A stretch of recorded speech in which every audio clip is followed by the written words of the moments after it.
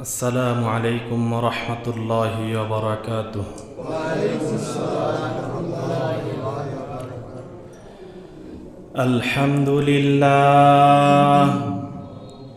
الحمد لله نحمده ونستعينه ونستغفره ونعوذ بالله من شرور أنفسنا ومن سيئات أعمالنا.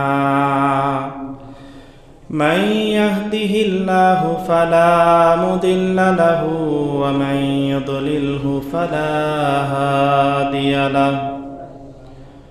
ونشهد أن لا إله إلا الله وحده لا شريك له. ونشهد أن سيدنا وسندنا ونبينا وحبيبنا وطبيبنا وطبيب قلوبنا وطبيب أرواحنا ومولانا محمد صلى الله تعالى عليه وعلى آله وأصحابه وبارك وسلم تسليما كثيرا. أما بعد فأعوذ بالله من الشيطان الرجيم. بسم الله الرحمن الرحيم. سبحان الذي يسرى بعبده ليلا من المسجد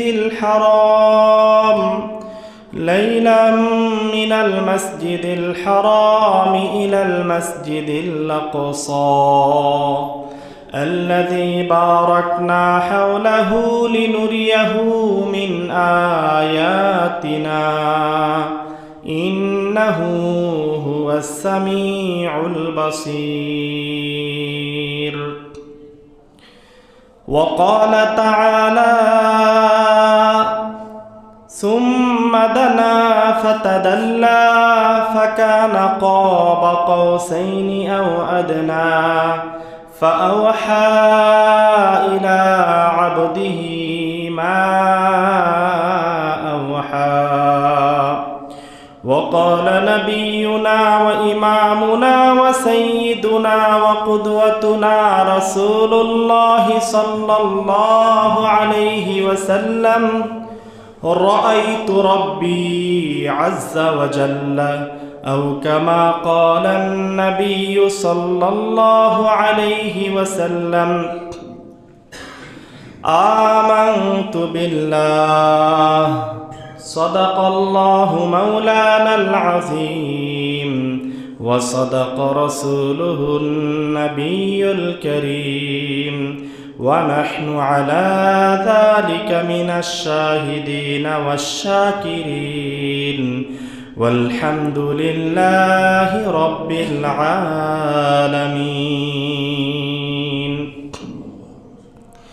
সকলেই মহাব্বতের সাথে দরুদ শরীফ পাঠ করি। আল্লাহুম্মা সাল্লি আলা মুহাম্মাদিন ওয়া আলা আলি মুহাম্মাদ কামা সাল্লাইতা আলা ইব্রাহিম ওয়া আলা আলি ইব্রাহিম ইন্নাকা হামিদুম মাজিদ. আল্লাহুম্মা বারিক আলা মুহাম্মাদিন ওয়া আলা আলি মুহাম্মাদ কামা বারাকতা আলা ইব্রাহিম ওয়া আলা আলি ইব্রাহিম ইন্নাকা হামিদুম মাজিদ. বালাগাল উলা বিকামালিহি كشف الدجى بجماله حسنت جميع خصاله صلوا عليه وآله. यहाँ हम सब मुसाफिर हैं वही आखिर ठिकाना। यहाँ हम सब मुसाफिर हैं, वही आखिर ठिकाना। कोई आगे रवाना है, कोई पीछे रवाना। बलगल उला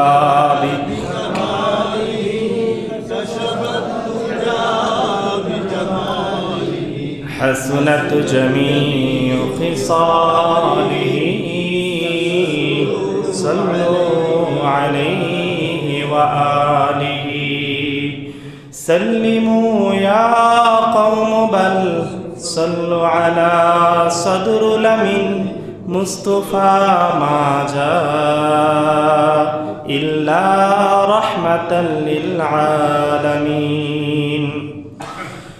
সকলেই আমার সাথে পাঠ করুন, আল্লাহু আকবার, আল্লাহু আকবার, আল্লাহু আকবার, আল্লাহু আকবার, আল্লাহু আকবার, আল্লাহু আকবার। হামদান কাসীরান হামদান কাসীরান তাইয়িবান তাইয়িবান মুবারাকান মুবারাকান ফীহি ইয়া রাব্বি ইয়া রাব্বি লাকাল হামদু লাকাল হামদু কামা ইয়ানবাগি কামা ইয়ানবাগি লিজালালি ওয়াজহিক লিজালালি ওয়াজহিক ওয়া আযীমি সুলতানিক।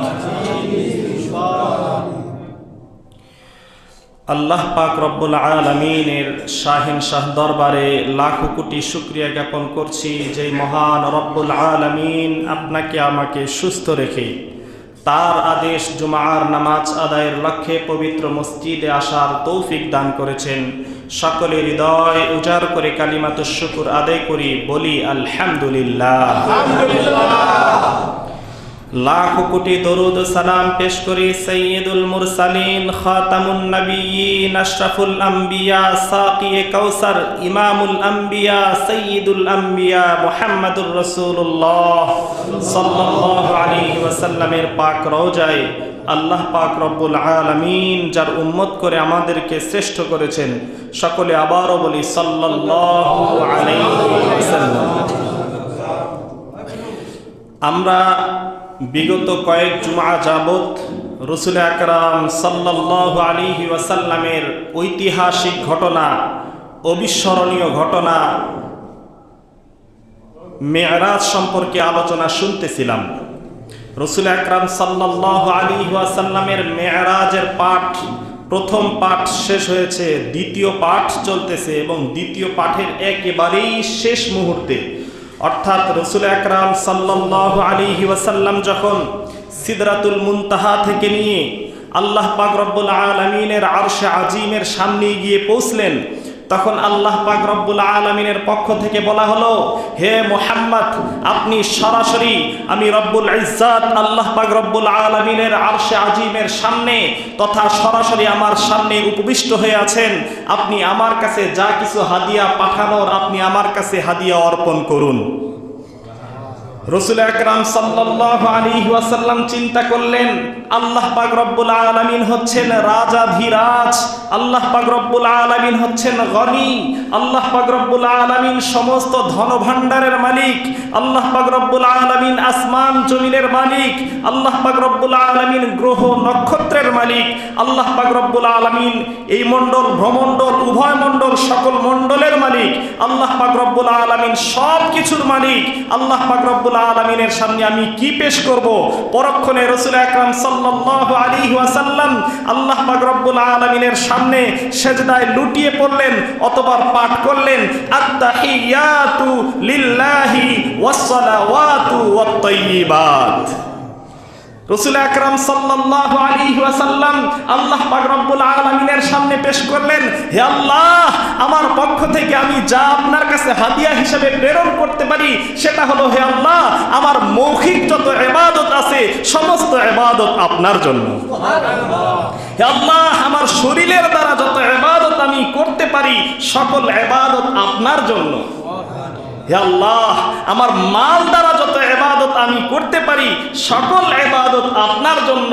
এক কথায় আমার যত ইবাদত সম্ভব, মুখের দ্বারা যত ইবাদত হয়, শরীর দ্বারা যত ইবাদত হয়, মাল দ্বারা যত ইবাদত হয়, সকল ইবাদত হে আল্লাহ আপনার সামনে আমি অর্পণ করলাম। আল্লাহ পাক রব্বুল আলামিন যখন প্রিয় হাবিব মুহাম্মদুর রাসূলুল্লাহ, তিনি তো হলেন সকল মানুষের মধ্যে শ্রেষ্ঠ মানুষ, সকল কিছুর মধ্যে শ্রেষ্ঠ, সব সৃষ্টির মধ্যে শ্রেষ্ঠ, তিনি আল্লাহ পাক রব্বুল আলামিনের তো একেবারে প্রিয়, একেবারে প্যারা হাবিব। প্যারা হাবিব যখন তার সর্বস্ব উজাড় করে, সব কিছু উজাড় করে দান করেছে, আল্লাহ পাক রব্বুল আলামিনের সামনে হাদিয়া হিসাবে প্রেরণ করেছে, তখন আল্লাহ পাক রব্বুল আলামিন বললেন, আসসালামু আলাইকা আইয়ুহান নাবিয়্যু ওয়া রাহমাতুল্লাহি ওয়া বারাকাতুহু। হে নবী, আপনার উপর শান্তি বর্ষিত হোক, রহমত বর্ষিত হোক, বরকত বর্ষিত হোক। রাসূল আকরাম সাল্লাল্লাহু আলাইহি ওয়াসাল্লাম দেখলেন আল্লাহ পাক রব্বুল আলামিন বলেছেন আসসালামু আলাইকা, আপনার উপর, মানে আপনার একার উপর, আপনার উপর। তখন রাসূল আকরাম সাল্লাল্লাহু আলাইহি ওয়াসাল্লাম চিন্তা করলেন আমার একার উপর তো শান্তি, একার উপর রহমত বরকত। রাসূল আকরাম সাল্লাল্লাহু আলাইহি ওয়াসাল্লাম দয়ার নবী, মায়ার নবী। রাসূল আকরাম সাল্লাল্লাহু আলাইহি ওয়াসাল্লাম বললেন, হে আল্লাহ, আমার একার জন্য আমি চাই না, কিয়ামত পর্যন্ত আলেওয়ালা যত মুসলমান আছে সবার জন্য এটা নির্ধারণ করে দেন, আসসালামু আলাইনা ওয়া আলা ইবাদিল্লাহিস সালিহিন। সবার জন্য, হে আল্লাহ, আমার একার জন্য না, সবার জন্য আসসালামু আলাইনা, আমাদের সবার উপর শান্তি বর্ষিত হোক, ওয়া আলা ইবাদিল্লাহিস সালিহিন, যত নেককার বান্দা আছে সকলের উপর বর্ষিত হোক। এটা যখন পাঠ করলেন, দুই প্রেমাস্পদ মুহাম্মদুর রাসূলুল্লাহ আর মাহবুব আল্লাহ দোনোজন যখন আদান প্রদান করলেন, হাদিয়া আদান প্রদান করলেন, দেখেন আল্লাহ পাক রব্বুল আলামিনের সামনে রাসূল আকরাম সাল্লাল্লাহু আলাইহি ওয়াসাল্লাম তিনটা হাদিয়া দিয়েছেন। একটা কি? আত-তাহিয়াত ওয়াস-সালাওয়াত ওয়াত-তাইয়িবাত, মৌখিক ইবাদত, শারীরিক ইবাদত, আর্থিক ইবাদত। আল্লাহ পাক রব্বুল আলামিনও কিন্তু তিনটাই দিয়েছেন। আসসালামু আলাইকা আইয়ুহান নাবিয়্যু ওয়া রাহমাতুল্লাহি ওয়া বারাকাতুহু, সালাম, রহমত, বরকত, তিনটাই প্রেরণ করছে। যখন ফেরেশতারা দেখলো, আরশ বহনকারী ফেরেশতারা দেখলো দুই মোহাব্বতের ব্যক্তি, দুই দোস্তের কত সুন্দর আদান প্রদান, এই কত সুন্দর হাদিয়া আদান প্রদান চলতেছে, তখন ফেরেশতারা বলে উঠলো, আশহাদু আল্লা ইলাহা ইল্লাল্লাহু ওয়া আশহাদু আন্না মুহাম্মাদান আবদুহু ওয়া রাসূলুহু। এই কথোপকথনগুলা আল্লাহ পাক রব্বুল আলামিন স্মরণীয় করে রাখার জন্য, একেবারে কিয়ামত পর্যন্ত সবার সামনে এটাকে সংজ্ঞায়িত করার জন্য, বারবার রিপিট করার জন্য, কিয়ামত পর্যন্ত আনেওয়ালা যত মুসলমান আছে সকল মুসলমানের জন্য আবশ্যক করে দিলেন যে প্রত্যেক দুই রাকাত নামাজের পরে অবশ্যই তোমাদের এই আত-তাহিয়াত পাঠ করতে হবে, আত-তাহিয়াত পাঠ করতে হবে। তাহলে এটা আসছে কোথা থেকে? আরশে আজিম থেকে। আসছে কোথায় থেকে? আরশে আজিম থেকে। আল্লাহ পাক রব্বুল আলামিনের সামনে রাসূল আকরাম সাল্লাল্লাহু আলাইহি ওয়াসাল্লাম হাদিয়া প্রেরণ করলেন, আল্লাহ হাদিয়া দিলেন। এরপর রাসূল আকরাম সাল্লাল্লাহু আলাইহি ওয়াসাল্লাম আল্লাহর এতটা কাছে গিয়েছেন, কোরআনুল কারীমের ভাষায় সুম্মা দানা ফাতাদাল্লা ফাকানা কাবা কাউসাইনি আও আদনা, যে রাসূল আকরাম সাল্লাল্লাহু আলাইহি ওয়াসাল্লাম আল্লাহ পাক রব্বুল আলামিনের একেবারেই নিকটবর্তী হয়ে গেলেন, একেবারেই নিকটবর্তী। সুম্মা দানা ফাতাদাল্লা, একেবারেই নিকটবর্তী। কতটা নিকটবর্তী? আল্লাহ পাক রব্বুল আলামিন এটাও বলে দিয়েছেন, ফাকানা কাবা কাউসাইনি আও আদনা। কাবা কাউসাইন, ধনুক চিনিত না? একটা সময় ধনুক ছিল না, তীর ধনুক ছিলেন না? ধনুকের দুই মাথাটা কাছে টানানো, বড় একটা, সেটাকে বাঁকা করে নেওয়া হয়, এরপর রশি বাঁধা হয়। এই যে দুইটা মাথা, এই দুইটা মাথা কাছে আসে না? লাঠি ওটা তো বড় ছিল, কিন্তু দুইটা মাথা টেনে কাছে ছোট করা হয়। ফাকানা কাবা কাউসাইন, দুই ধনুকের মাথা যতটুকু, এর চেয়েও আরো নিকটবর্তী হয়ে গেলেন। আল্লাহ পাক রব্বুল আলামিন কতটা কাছে নিয়েছেন আমাদের প্রিয় হাবিব মুহাম্মদুর রাসূলুল্লাহ সাল্লাল্লাহু আলাইহি ওয়াসাল্লামকে। বলতেছেন সুম্মা দানা ফাতাদাল্লা ফাকানা কাবা কাউসাইনি আও আদনা। দুটা ধনুকের মাথা, এই দুই ধনুকের মাথা যতটা নিকটবর্তী, আও আদনা তার চেয়েও আরো নিকটবর্তী হয়ে গেলেন। ফাআওহা ইলা আবদিহি মা আওহা। অতঃপর আল্লাহ পাক রব্বুল আলামিন রাসূল আকরাম সাল্লাল্লাহু আলাইহি ওয়াসাল্লামের কাছে যা কিছু ওহী দেওয়ার, যা কিছু প্রত্যাদেশ দেওয়ার, যা কিছু নির্দেশ দেওয়ার তা নির্দেশ দিলেন। ফাআওহা ইলা আবদিহি মা আওহা। যখন মোহাব্বতের কোনো ব্যক্তি, একেবারে প্রিয় কোনো ব্যক্তি নির্জনে একাকিত্বে ডাকে, তখন অনেক ধরনের কথা বলে, মন উজাড় করে কথা বলে। রাসূল আকরাম সাল্লাল্লাহু আলাইহি ওয়াসাল্লামও আল্লাহ পাক রব্বুল আলামিনের সাথে মন উজাড় করে কথা বলেছেন। আল্লাহ পাক রব্বুল আলামিনও মন উজাড় করে কথা বলেছেন রাসূল আকরাম সাল্লাল্লাহু আলাইহি ওয়াসাল্লামের সাথে। এটাকে আল্লাহ পাক রব্বুল আলামিন একেবারে ছোট্ট একটা বাক্যে বলে দিয়েছেন, ফাআওহা ইলা আবদিহি মা আওহা। যা কিছু আদেশ করার সব আদেশ করছেন, যা কিছু বলার দরকার সব বলে দিয়েছেন। কি কি বলছেন? রাসূল আকরাম সাল্লাল্লাহু আলাইহি ওয়াসাল্লাম দুনিয়াতে আসার সেই আরশে আজিম থেকে আবার যখন জমিনে এসেছেন, জমিনে আসার পর অনেকগুলা বর্ণনা করেছেন, অনেকগুলা বর্ণনাও করেন নাই। অনেক যেগুলা বর্ণনা করছেন সেগুলোর মধ্যে থেকে যে আল্লাহ পাক রব্বুল আলামিন রাসূল আকরাম সাল্লাল্লাহু আলাইহি ওয়াসাল্লামকে 3টা হাদিয়া দিয়েছেন। কয়টা? 3টা হাদিয়া। সেখানে আল্লাহ পাক রব্বুল আলামিন একেবারে কাছে নিয়ে সেখান থেকে 3টা হাদিয়া দিয়েছেন। 1 নাম্বার হাদিয়া 50 ওয়াক্ত নামাজ। কত ওয়াক্ত? 50 ওয়াক্ত। 2 নাম্বার হাদিয়া সূরাতুল বাকারা, একেবারে শেষের 2টা আয়াত, সূরা বাকারার শেষের 2টা আয়াত।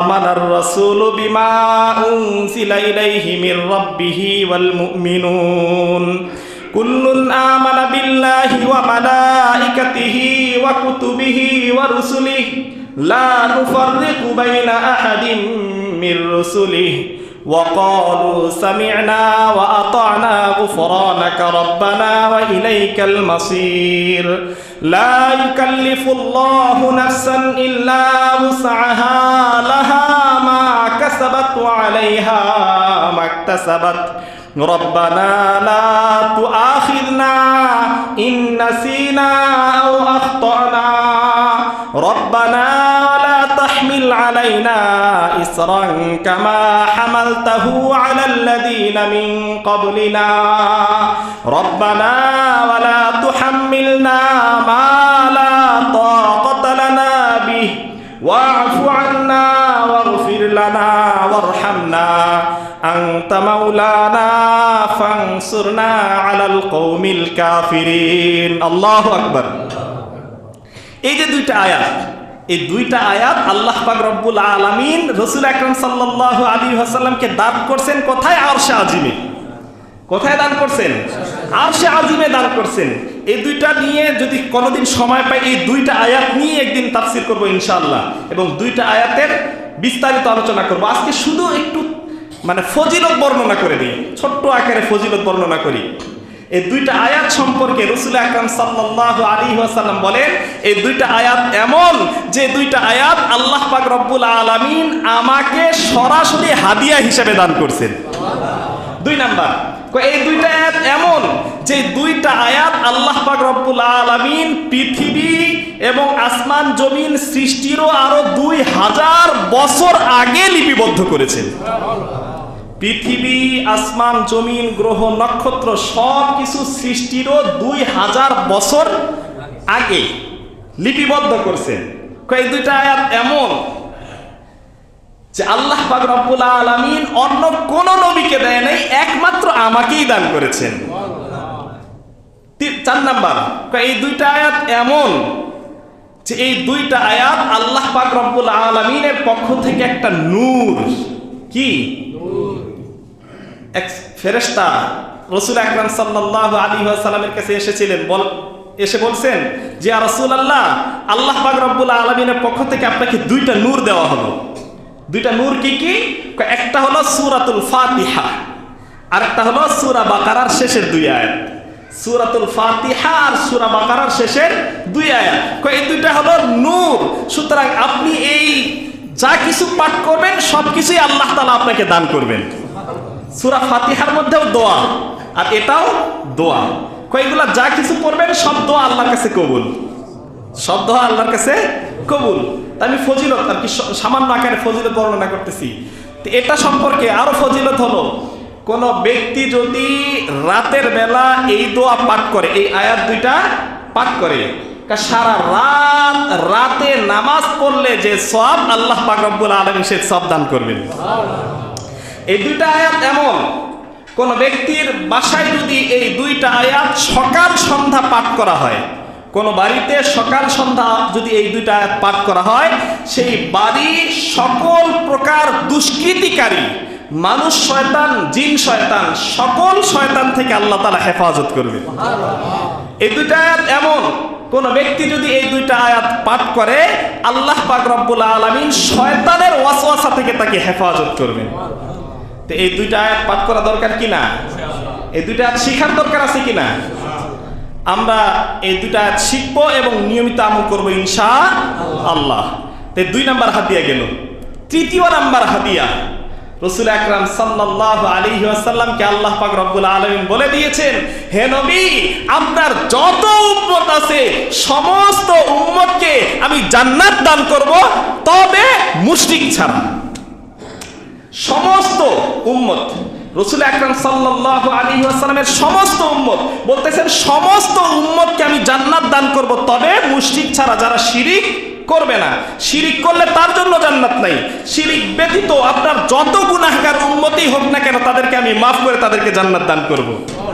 তাহলে এটা দেখেন, রাসূল আকরাম সাল্লাল্লাহু আলাইহি ওয়াসাল্লাম কত কান্নাকাটি করার পর আল্লাহ পাক রব্বুল আলামিনের কাছে চেয়ে নিয়েছেন যে গুনাহগার উম্মত, আমার গুনাহগার উম্মতরা তারা জাহান্নামের মধ্যে জ্বলবে। আল্লাহ পাক রব্বুল আলামিন বলেন যে, হে মুহাম্মদ, আপনি অনেক কান্নাকাটি করেছেন, অনেক কান্নাকাটি করেছেন, আপনার কান্না তো আমি দেখেছি। আপনার উম্মতের জন্য কাঁদতে কাঁদতে আপনার চোখ দিয়ে পানি ঝরতে ঝরতে বুক ভাসিয়ে ফেলেছেন। হে নবী, আপনার কান্না আমি আর সহ্য করতে পারি নাই, তাই আপনাকে সরাসরি আমার সামনে এনে, আমার সামনে উপস্থিত করে আপনার সেই উম্মতদেরকে মাফের ঘোষণা করে দিলাম। রাসূল আকরাম সাল্লাল্লাহু আলাইহি ওয়াসাল্লামকে 3টা হাদিয়া দিলেন। একটা হলো 50 ওয়াক্ত নামাজ, 2 নাম্বার হলো সূরা বাকারার শেষের 2 আয়াত, আর 3 নাম্বার হলো সমস্ত উম্মতকে ক্ষমার ঘোষণা, তবে যারা শিরিক করে তারা ব্যতীত। শিরিক যারা করে তাদেরকে আল্লাহ মাফ করবেন না। এই 3টা হাদিয়া নিয়ে রাসূল আকরাম সাল্লাল্লাহু আলাইহি ওয়াসাল্লাম এখন জমিনের দিকে আসতেছেন। আছেন কোথায় এখন? আরশে আজিমে। কোথায় আছেন? আরশে আজিম।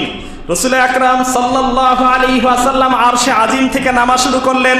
আরশে আজিমের পরে সিদরাতুল মুনতাহা, সিদরাতুল মুনতাহার পরে 7ম আসমান, তারপরে 6ষ্ঠ আসমান। যখন 6ষ্ঠ আসমানে আসলেন, তখন হযরত মুসা আলাইহিস সালাতু ওয়াস সালামের সাথে সাক্ষাৎ হয়ে গেল। প্রত্যেকটা আসমানে এক একজন নবী আছে না? প্রত্যেকটা আসমানে আছে। তো 6ষ্ঠ আসমানে হযরত মুসা আলাইহিস সালাতু ওয়াস সালাম, মুসা আলাইহিস সালাতু ওয়াস সালামের সাথে সাক্ষাৎ হয়ে গেল। মুসা আলাইহিস সালাতু ওয়াস সালাম বলেন, হে মুহাম্মদ, আপনাকে তো অনেক খুশি খুশি লাগতেছে। আল্লাহ পাক রব্বুল আলামিন আপনাকে কি হাদিয়া দিলেন? রাসূল আকরাম সাল্লাল্লাহু আলাইহি ওয়াসাল্লাম বলেন যে, আল্লাহ পাক রব্বুল আলামিন আমাকে এমন হাদিয়া দিয়েছেন যে আমি আল্লাহ পাক রব্বুল আলামিনের সাথে সরাসরি সাক্ষাৎ করেছি একবার, আল্লাহ পাক রব্বুল আলামিনের সাথে কথোপকথন কথা বলার সুযোগ পেয়েছি একবার। আল্লাহ পাক রব্বুল আলামিন আমার উম্মতদের জন্য এমন ব্যবস্থা করে দিয়েছেন, প্রত্যেক দিন 50 বার আল্লাহ পাক রব্বুল আলামিনের সাথে কথা বলার সুযোগ করে দিয়েছেন, নামাজের ব্যবস্থা করে দিয়েছেন। এই নামাজটা আল্লাহর সাথে কথা বলা না, নামাজটা আল্লাহর সাথে কথা বলা। আমার উম্মতদেরকে দৈনিক 50 বার আল্লাহর সাথে কথা বলার ব্যবস্থা করে দিয়েছেন, নামাজের ব্যবস্থা করে দিয়েছেন, 50 ওয়াক্ত নামাজ দান করেছেন। মুসা আলাইহিস সালাতু ওয়াস সালাম বলেন, হে মুহাম্মদ, ইরজি ইলা রাব্বিক, ইরজি ইলা রাব্বিক, আপনার রবের কাছে ফিরে যান, আপনি আপনার রবের কাছে ফিরে যান। ফাসআলহু তাখফীফ, এবং হালকা করার আবেদন করেন, দরখাস্ত করেন হালকা করার। ফাইন্না উম্মাতাকা লা ইউতিকুনা, কেননা আপনার উম্মত এটা তারা সহ্য করতে, তারা এতটা বাস্তবায়ন করতে পারবে না। আপনার উম্মতরা এতটা বাস্তবায়ন করতে পারবে না। কয় কেন? কয় ফাইন্নী বালাউতু বনি ইসরাইল, আমি বনি ইসরাইলদেরকে পরীক্ষা করে দেখছি, এদেরকে অনেক পরীক্ষা করে দেখছি, এরা পারে নাই। সুতরাং আপনার উম্মতরাও সামর্থ্যবান হবে না, সক্ষম হবে না। আপনি আল্লাহর কাছে ফিরে যান এবং এটাকে হালকা করার আবেদন করেন। রাসূল আকরাম সাল্লাল্লাহু আলাইহি ওয়াসাল্লাম ষষ্ঠ আসমান থেকে আবারও আরশে আজিম আল্লাহ পাক রব্বুল আলামিনের কাছে গেলেন। আল্লাহ পাক রব্বুল আলামিনের কাছে দরখাস্ত করলেন। আল্লাহ পাক রব্বুল আলামিন 5 ওয়াক্ত নামাজ কমাই দিলেন, 45 ওয়াক্ত নামাজ। আবারও মুসা আলাইহিস সালাতু ওয়াস সালামের সাথে সাক্ষাৎ হলো।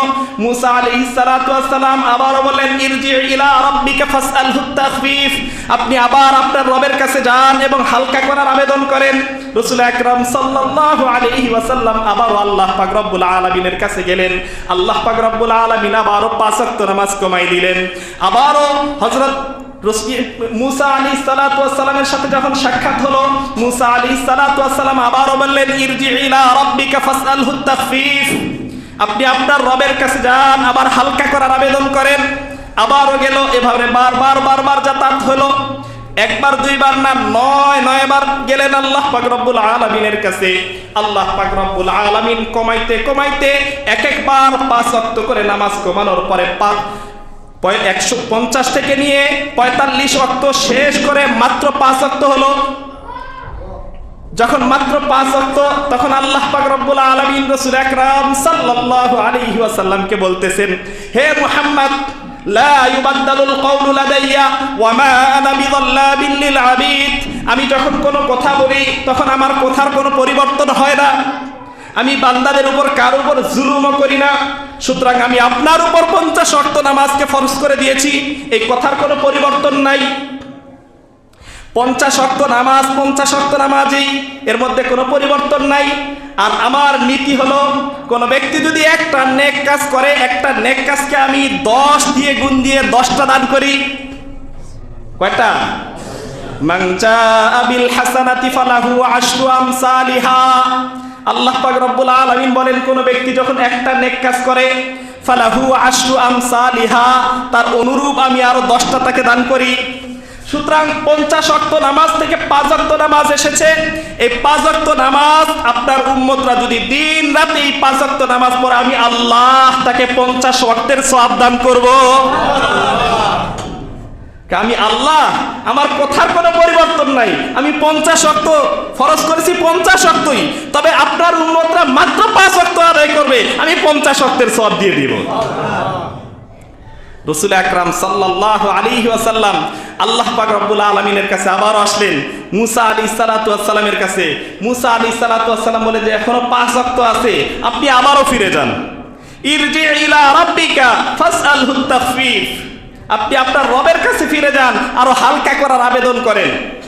রাসূল আকরাম সাল্লাল্লাহু আলাইহি ওয়াসাল্লাম বলেন, যদি আমি আবারও আল্লাহর কাছে ফিরে যাই আর আল্লাহ পাক রব্বুল আলামিন 5 করে কমায়ছেন, এই 5ও যদি কমায় দেয়, তাহলে আমার উম্মতরা আল্লাহ পাক রব্বুল আলামিনের সাথে কথোপকথন করার, আল্লাহর সাথে কথা বলার যে সুযোগ, এই সুযোগ একেবারেই বিনষ্ট হয়ে যাবে। সুতরাং আমি আল্লাহর কাছে আর যেতে পারবো না। যদি রাসূল আকরাম সাল্লাল্লাহু আলাইহি ওয়াসাল্লাম আবার যাইতেন, আমরা কিছু দুর্বল ঈমানের অধিকারী, আমরা তো চিন্তা করতেছি তাহলে ভালোই তো হতো, নামাজের এই ঝামেলা থাকতো না, তাই না? নামাজের এই ঝামেলা থাকতো না।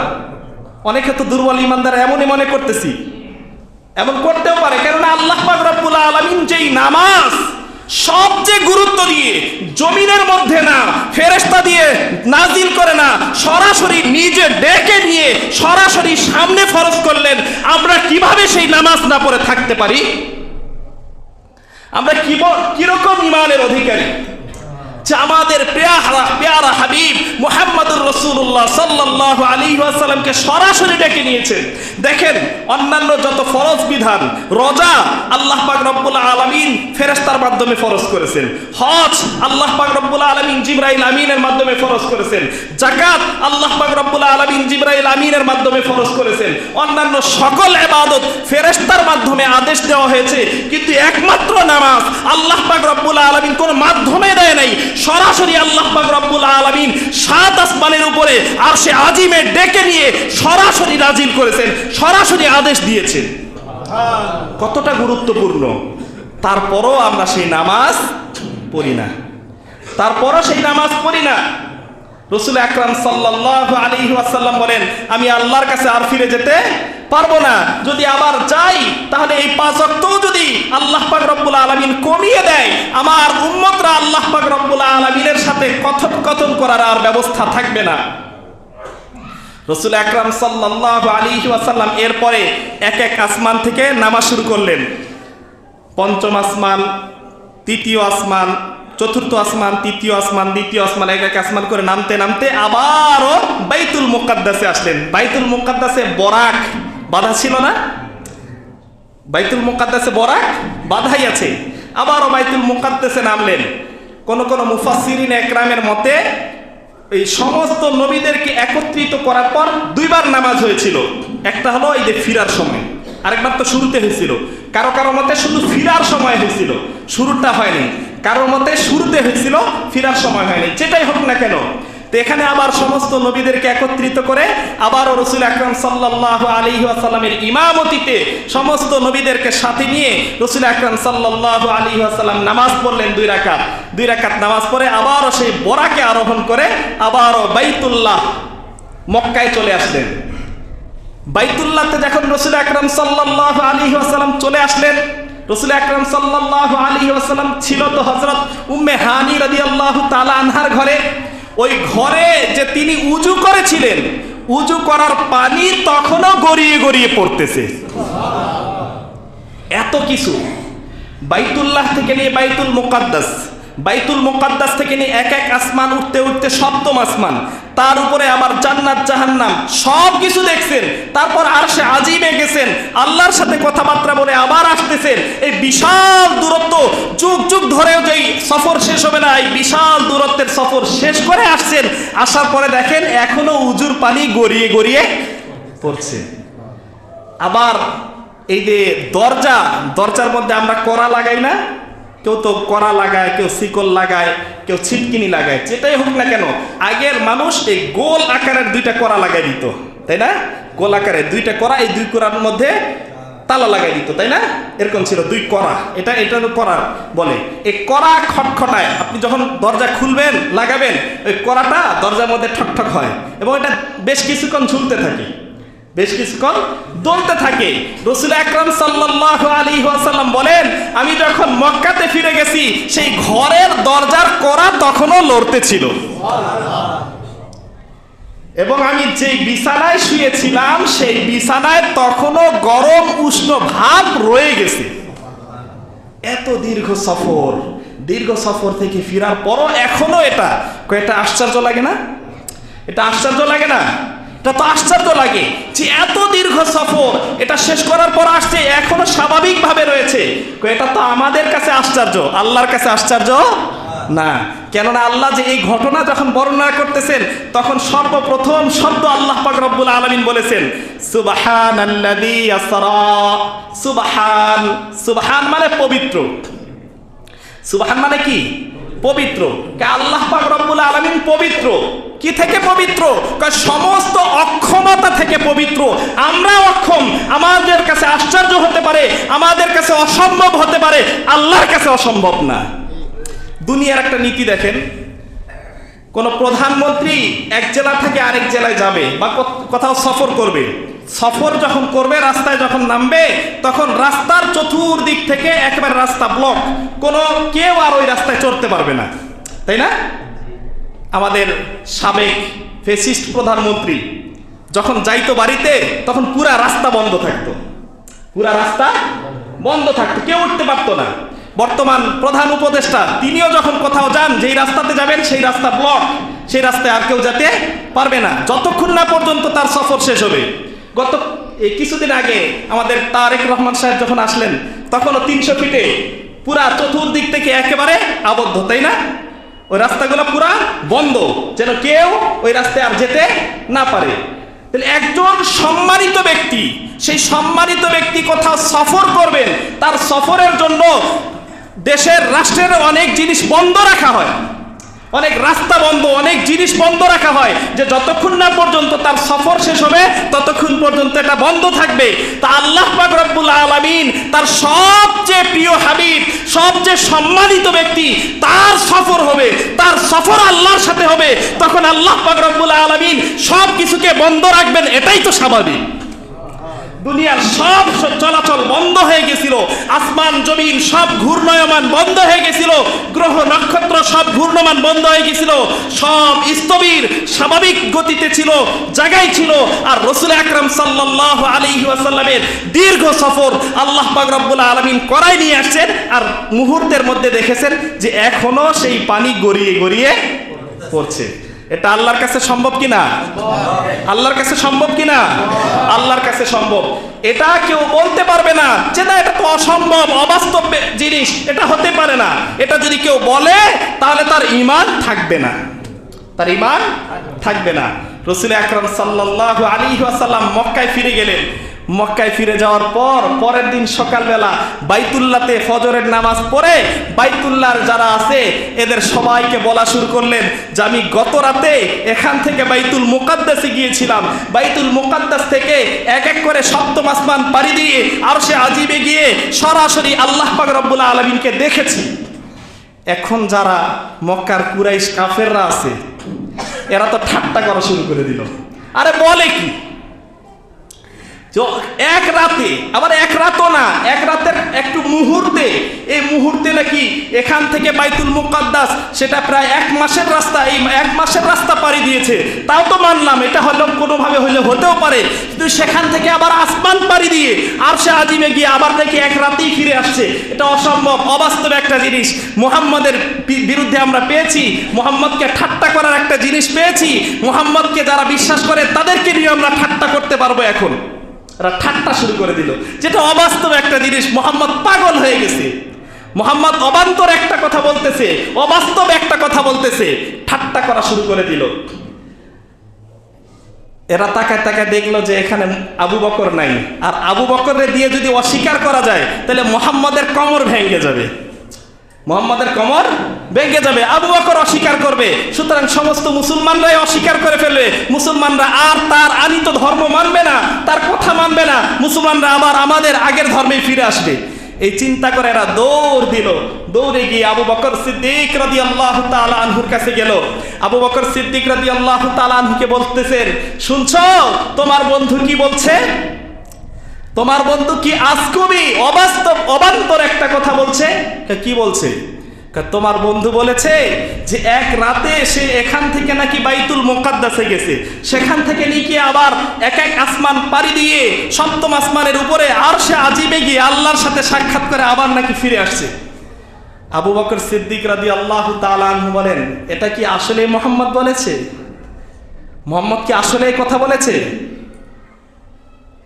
তারা বলল, হ্যাঁ আমরা নিজের কানে শুনে আসলাম, হ্যাঁ আমরা নিজের কানেই শুনে আসলাম। তখন আবু বকর সিদ্দিক রাদিয়াল্লাহু তাআলা আনহু যেই কথাটা বলেছেন, ঐতিহাসিক কথা বলেছেন, আবু বকর সিদ্দিক রাদিয়াল্লাহু তাআলা আনহু তখন বলেছেন, হে মক্কার কুরাইশরা তোমরা শুনে রাখো, আসমান জমিন পরিবর্তন হয়ে যেতে পারে, গ্রহ নক্ষত্র আলোহীন হয়ে যেতে পারে, সব কিছু উলটপালট হয়ে যেতে পারে, পৃথিবী উলটপালট হয়ে যেতে পারে, কিন্তু আমার মুহাম্মদ যদি কোনো কথা বলে সেটা মিথ্যা হতে পারে না। মুহাম্মদুর রাসূলুল্লাহ যেটা বলেছে সেটা সত্যই বলেছে। তিনি যেহেতু বলেছে তিনি মেরাজে গেছেন, এটা সত্যই বলেছেন। আমি নির্দ্বিধায় বিশ্বাস করে নিলাম এবং আমি এটা সত্যায়ন করলাম যে মুহাম্মদুর রাসূলুল্লাহ সাল্লাল্লাহু আলাইহি ওয়াসাল্লাম তিনি আরশে আজিমে গিয়ে আল্লাহর সাথে সাক্ষাৎ করে আসছেন। যখন রাসূল আকরাম সাল্লাল্লাহু আলাইহি ওয়াসাল্লাম শুনলেন যে আবু বকর এই কথা বলেছেন, তখন রাসূল আকরাম সাল্লাল্লাহু আলাইহি ওয়াসাল্লাম আবু বকর সিদ্দিক রাদিয়াল্লাহু তাআলা আনহুকে বললেন, আনতা সিদ্দিক, আনতা সিদ্দিক, আপনি সত্যবাদী, অধিক সত্যবাদী। তখন থেকে আবু বকর রাদিয়াল্লাহু তাআলা আনহুর নামের সাথে যুক্ত হয়ে গেল আবু বকর সিদ্দিক, অধিক সত্যবাদী। এর চেয়ে সত্যবাদী আর কেউ হতে পারে না। একটা নাজুক মুহূর্ত, নাজুক মুহূর্ত না, সেই নাজুক মুহূর্তে যিনি দ্ব্যর্থহীন কণ্ঠে সত্য কথা বলেছেন, এজন্য রাসূল আকরাম সাল্লাল্লাহু আলাইহি ওয়াসাল্লাম তার উপাধি দিয়ে দিয়েছেন আনতা সিদ্দিক।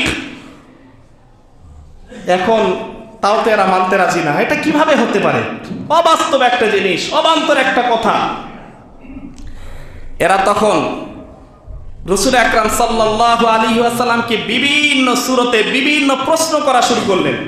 বললেন যে একটা কাফেলা আসতেছে, এই কাফেলাটা কবে নাগাদ মক্কা আসতে পারে? এই কাফেলাটা বুধবার নাগাদ আসতে পারে। রাসূল আকরাম সাল্লাল্লাহু আলাইহি ওয়াসাল্লাম বলেন যে এটা বুধবার নাগাদ আসতে পারে। এটা কাফেলা তো বুধবার আসতে তো এখনো দেরি আছে। ওই কাফেলা আবার দেখা গেছে বুধবারের আগেই চলে আসছিল। বুধবারের কথা বলছেন, বুধবারের আগেই চলে আসছে। বাইতুল মুকাদ্দাসে এক ব্যক্তি ছিল 17 বছর। কত বছর? 17 বছর। এখন তাকে দাঁড় করে দিল রাসূল আকরাম সাল্লাল্লাহু আলাইহি ওয়াসাল্লামের কাছে, বলে যে তুমি ওকে কিছু জিজ্ঞেস করো। এরাও জানে যে রাসূল আকরাম সাল্লাল্লাহু আলাইহি ওয়াসাল্লাম কখনো কোনোদিন বাইতুল মুকাদ্দাসে যায় নাই। সুতরাং বাইতুল মুকাদ্দাসের আসল আকৃতি কি রাসূল তো না দেখলে তো বলার কথা না। যে 17 বছর ছিল তাকে এখন বললো যে একটা একটা করে প্রশ্ন করেন। এখন সেও দেখেন কি অবান্তর প্রশ্ন করা শুরু করলো। বললো যে আচ্ছা বলেন তো বাইতুল মুকাদ্দাসের মধ্যে জানালা কয়টা? আচ্ছা আপনারা বলেন তো এই মসজিদের উপরে নিচে জানালা কয়টা? কেউ বলতে পারবেন? আপনাদের বাড়ি তো এখান থেকে জন্ম, এখান থেকে তো বড় হলেন, এই মসজিদ তো আপনাদের সামনে হয়েছে, বলতে পারবেন? বলেন তো কয়টা ফ্যান আছে এই মসজিদে? কল আছে কয়টা? কেউ বলতে পারবেন? তা রাসূল আকরাম সাল্লাল্লাহু আলাইহি ওয়াসাল্লাম গেছেন তো একবার, আবার তো এগুলা গণনারও জন্য যান নাই। বাইতুল মুকাররমে আমরা তো অনেকবার গেছি। বাইতুল মুকাররমে কাতার কয়টা? কেউ বলতে পারবো? এই ধরনের প্রশ্ন করতেছেন। এখন রাসূল আকরাম সাল্লাল্লাহু আলাইহি ওয়াসাল্লাম তো একটু টেনশনে পড়ে গেলেন যে এখন যদি তাদের প্রশ্নের আমি উত্তর দিতে না পারি তাহলে অনেক মুসলমান আবার মুরতাদ হয়ে যাবে, আবার আমার এই ধর্ম থেকে ফিরে যাবে, অনেকে আমার এই কথাটাকে অবিশ্বাস করবে। রাসূল আকরাম সাল্লাল্লাহু আলাইহি ওয়াসাল্লাম পেরেশান হয়ে গেলেন। আল্লাহ পাক রব্বুল আলামিন বলেন, ও হাবিব আপনার পেরেশানির দরকার নাই, আপনাকে আমি আরশে আজিমে নিয়ে গেছি, আর আপনার এখন পেরেশান করবেন দরকার নাই। আপনার চোখের সামনে আমি বাইতুল মুকাদ্দাসকে উন্মোচিত করে দিলাম, আপনার চোখের সামনে স্পষ্ট করে দিলাম, আপনি একটা একটা গনে গনে এগুলা তাদের প্রশ্নের উত্তর দিয়ে দেন। এখন তাকে জিজ্ঞেস করা হয়, তাকে সে রাসূল আকরাম সাল্লাল্লাহু আলাইহি ওয়াসাল্লামকে জিজ্ঞেস করে, রাসূল আকরাম সাল্লাল্লাহু আলাইহি ওয়াসাল্লাম এক একটা করে গনে গনে তাদের প্রশ্নের উত্তর দিয়ে দেয়। যখন তাদের কোনো প্রশ্নে এখন আর আটকাইতে পারলো না, তখন তাদের একেবারে শেষ হাতিয়ার তারা বলে দিল যে রাসূল আকরাম সাল্লাল্লাহু আলাইহি ওয়াসাল্লাম জাদুকর। বলে দিল এখন জাদুকর, তাদের শেষ হাতিয়ার। আমরাও আমাদের ক্ষেত্রে কারোর সাথে তর্ক বিতর্কে লাগলাম, তর্ক বিতর্কে যখন পেরে উঠি না তখন একটা গালি দিয়ে চলে যাই, একটা গালি দিয়ে চলে যাই। তারাও একই কাহিনী করলো, এটাও আসছে তাদের কাছ থেকেই। এখন এই মেরাজের ঘটনা হলো এতটুকুই। মেরাজ দ্বারা আমরা কি শিখলাম, কি পাইলাম, এটা হলো আসল উদ্দেশ্য। এই মেরাজ থেকে এই মেরাজের ঘটনাটাকে সেই সময়ে যারা কাফেররা অনেক হইচই লাগাই দিয়েছিল, কেউ এটাকে অবাস্তব বলতেছিল, এটাকে নিয়ে অনেক যুক্তিতর্ক দাঁড় করাইছিল। অনেকে বলেন যে এই মেরাজ সশরীরে হয় নাই, স্বপ্নে হয়েছে। এখন আপনাদের কাছে প্রশ্ন, যদি স্বপ্নের মাধ্যমেই হইতো তাহলে কেউ কি এটা নিয়ে এত হইচই করতো? মনে করেন আমি আসি রাত্রেবেলা, এখন আপনাদের কাছে বললাম যে গত রাতে আমি একটা স্বপ্ন দেখছিলাম, স্বপ্নে দেখলাম যে আমি আমেরিকার প্রেসিডেন্ট হয়ে গেছি। আপনারা বলবেন এটা স্বপ্ন দেখছে, এটা স্বাভাবিক, স্বপ্ন দেখতেই পারে। অথবা বললাম যে আমি মক্কার গভর্নর হয়ে গেছি, এটা আপনারা কি বলবেন? হ্যাঁ স্বপ্ন তো দেখতেই পারে, অবাস্তব কি আছে, এটা বলবেন না? এটা নিয়ে কি খুব বলাবলি করবেন? হ্যাঁ হুজুর এরকম স্বপ্ন দেখছে, এরকম স্বপ্ন দেখছে, এটা বলবে কেউ? বলবে? হইতো এর কিছু নেই, এটা স্বপ্ন তো স্বপ্নই। তা রাসূল আকরাম সাল্লাল্লাহু আলাইহি ওয়াসাল্লামের যদি স্বপ্নই হতো তাহলে মক্কার কুরাইশরা রাসূলের বিরুদ্ধে এভাবে লাগতো না। তারা যে রাসূল আকরাম সাল্লাল্লাহু আলাইহি ওয়াসাল্লামের বিরোধিতা করেছে, বিরুদ্ধে লেগেছে, এটাই প্রমাণ যে রাসূল আকরাম সাল্লাল্লাহু আলাইহি ওয়াসাল্লামের মেরাজ সশরীরে হয়েছে। এখন এই মেরাজ থেকে আমরা যেই জিনিসটা পেয়েছি সেটা হলো নামাজ। কি পেয়েছি? নামাজ পেয়েছি। এখন এই নামাজটা এতই গুরুত্বপূর্ণ, দুনিয়ার সমস্ত কাজের সবচেয়ে বেশি গুরুত্বপূর্ণ হলো এই নামাজ। কোন ব্যক্তি যদি মেরাজকে অস্বীকার করে তাহলে নামাজকে অস্বীকার করা হলো। কোন ব্যক্তি যদি মেরাজকে অস্বীকার করে তাহলে কোরআনুল কারীমের 2টা সূরা বাকারার আয়াত সেটাকে অস্বীকার করা হলো। মেরাজকে যদি অস্বীকার করা হয় তাহলে আমরা গুনাহগার উম্মতরা আমাদের জন্য যে মাফের ঘোষণা এটাকে অস্বীকার করা হলো, তাহলে তো আমরা জাহান্নামী থেকে গেলাম। তো অস্বীকার করা হলো না। তো রাসূল আকরাম সাল্লাল্লাহু আলাইহি ওয়াসাল্লামের মেরাজ সত্য কিনা? মেরাজ সত্য কিনা? রাসূল আকরাম সাল্লাল্লাহু আলাইহি ওয়াসাল্লামের মেরাজ সত্য, এটা যদি আমরা স্বীকার করে থাকি, যদি এটা মেনেই থাকি, তাহলে আমাদের মূল শিক্ষা হলো রাসূল আকরাম সাল্লাল্লাহু আলাইহি ওয়াসাল্লামকে মেরাজে ডেকে নিয়ে আল্লাহ যেই জিনিসটা দিয়েছেন সেই জিনিসটাকে খুব ভালো মতো আঁকড়ে ধরা। সেটা কি? নামাজ। সেটা কি? এটা একদিন পড়বো? শুধু শুক্রবার নাকি 2 ঈদে? 2 ঈদে শুধু 5 ওয়াক্ত নামাজ পড়বো। তাহলে এখন আপনারা আমার একটু উত্তর দেন। এই যে মসজিদে যারা আসছি, মসজিদের ভিতরে বাহিরে যারা আশেপাশে আসি, এরাই শুধু যারা আসি আর কি আমরা, এরাই কি এলাকার মধ্যে মানুষ না আরো আছে? এদের উপর মনে হয় ফরজ না? আচ্ছা, আর একটা প্রশ্ন, এই যে যারা আমরা আসি শুক্রবার, আজকে শুক্রবার জুমার নামাজ, আমরা যারা আসি এটা শুধু শুক্রবারের জন্যই ফরজ, আসর মাগরিব এশাগুলো ফরজ না? তাহলে সেই সময় কাতারগুলা খালি কেন? সেই সময় কাতারগুলা খালি কেন? তাহলে আমরা যদিও মুখে মুখে বলতেছি যে হ্যাঁ মেরাজ সত্য, আল্লাহ এই নামাজ দিয়েছেন, নামাজ সত্য, মুখে মুখে বলতেছি, কিন্তু আমরা মানি না। যদি মানতামই তাহলে 1 ওয়াক্ত নামাজও মসজিদ খালি থাকতো না, 1 ওয়াক্ত নামাজও খালি থাকতো না। আর মেরাজের মধ্যে আল্লাহ পাক রব্বুল আলামিন যে সূরা বাকারার যে শেষের আয়াত দিয়েছেন, এখানে আয়াতের মধ্যে আছে সামি'না ওয়া আতা'না। সামি'না আমরা শুনলাম এবং মেনে নিলাম, এটা শিক্ষা। আমরা শুনলাম এবং মানলাম। আল্লাহ পাক রব্বুল আলামিনের কথা আমরা শুনলাম কিন্তু মানলাম না, তাহলে আমরা কিরকম মুসলমান? রাসূল আকরাম সাল্লাল্লাহু আলাইহি ওয়াসাল্লামকে এত গুরুত্ব দিয়ে একটা জিনিস দান করলেন। আচ্ছা, আরেকটা জিনিস বলি আপনাকে, মনে করেন স্বাভাবিক যারা বিএনপি করেন, এদেরকে তারেক রহমান সাহেব একটা হাদিয়া দিয়েছেন। এই হাদিয়াটা কি স্বাভাবিকভাবে নিবে নাকি অনেক গুরুত্ব দিয়ে নিবে? এটার যদি কোনো কাজ করার কথা বলে যে প্রত্যেক দিন এটা এভাবে করতে হবে, সেটা কি ওভাবেই স্বাভাবিকভাবে সুকেজে রেখে দিবে নাকি যেভাবে করতে বলছে সেভাবে করবে? যারা আওয়ামী লীগ করে এদেরকে যদি শেখ মুজিবুর রহমান তিনি কোনো একটা হাদিয়া দেন, হাদিয়া দেওয়ার পর বলেন যে এটা এভাবে করতে হবে, সেটা কি সেভাবেই করবে নাকি ওটাকে সুকেসের মধ্যে রেখে দিবে? সুকেসে রেখে দিবে নাকি যেভাবে করা দরকার সেভাবে করবে? তাহলে আমার দুনিয়ার আমার যাকে আমি আদর্শ হিসাবে মানি, যাকে আমি দলগত হিসাবে সাপোর্ট করি, তার কথার যদি আমি এতটা গুরুত্ব দেই, তার কথাকে যদি আমি এতভাবে মেনে নেই, তাহলে সব কিছুর মালিক রাজাধিরাজ আল্লাহ পাক রব্বুল আলামিন যখন আমাদের প্রিয় নবী মুহাম্মদ আরবি সাল্লাল্লাহু আলাইহি ওয়াসাল্লামকে ডেকে নিয়ে সরাসরি একটা হাদিয়া দিলেন, এত সুন্দর হাদিয়া, এত প্রেমাস্পদের হাদিয়া, এত সম্মানিত হাদিয়া, সেই হাদিয়াটিকে নেওয়ার পরও আমরা সেটাকে কোনো গুরুত্ব দেই না।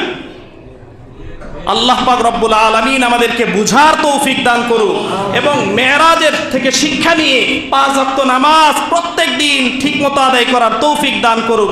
ওয়া আখিরু দাওয়ানা আলহামদুলিল্লাহি রাব্বিল আলামিন। যারা সুন্নাত পড়ি নাই 4 রাকাত ক্বাবলাল জুম্মার সুন্নাত পড়ে নেই।